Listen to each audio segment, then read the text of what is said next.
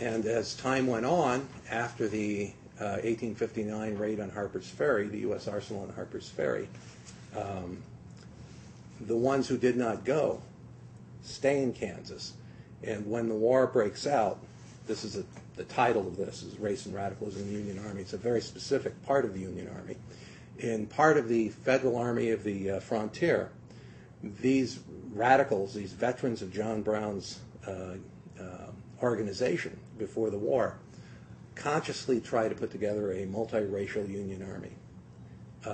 They recruit runaway slaves. Of course, the 1st Kansas Colored is officially, I think, the 4th Regiment of black troops raised in the war. In fact, they were probably raised first.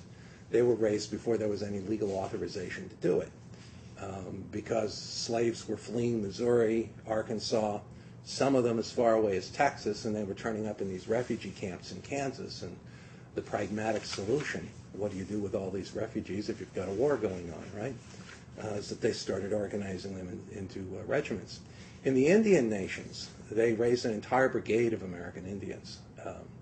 And these were mostly refugees. And the initial response of those Indians in the present state of Oklahoma was that they chose to remain neutral in the Civil War. There is a letter from Lincoln that is referred to a lot, but no copy of it has survived, to one of the Creek leaders saying that this was what the Lincoln administration would advise them to do, to just stay out of the war insofar as that was possible. So they were in the process of moving towards a convention. The United Nations of the Indian Territories was what they were referring to themselves, where they were going to declare neutrality and just stay out of the war. And in May of 1861, Texas troops crossed the Red River, occupied the Choctaw Nation and the Chickasaw Nation, and in response to that, they repudiated their treaties with the United States and wrote new treaties of alliance with the Confederacy.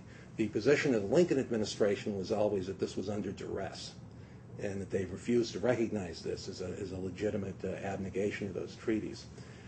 The Creek Nation and the Seminole Nation, the leadership of those nations were not only interested in remaining neutral for pragmatic reasons, but they had tremendous differences, of course, with the secessionist leadership.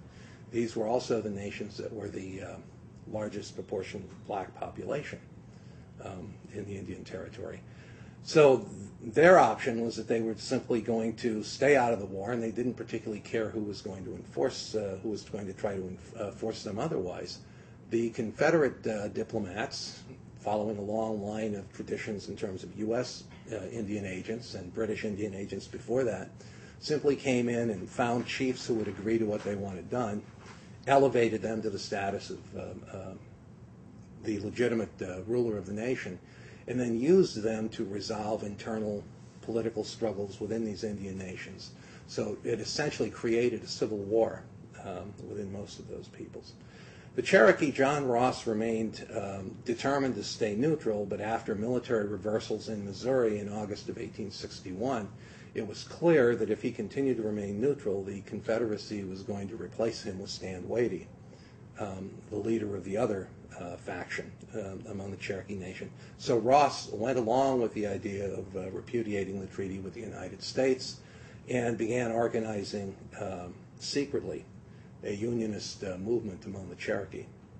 It's a remarkable story. And they were driven, the Confederate troops, when they came into the area, just drove them into exile by the thousands in the winter of 1861-62. So they wind up in these horrible refugee camps in Kansas in early 1862. And this is where these radical followers of John Brown find them and begin organizing them into regiments to go south again.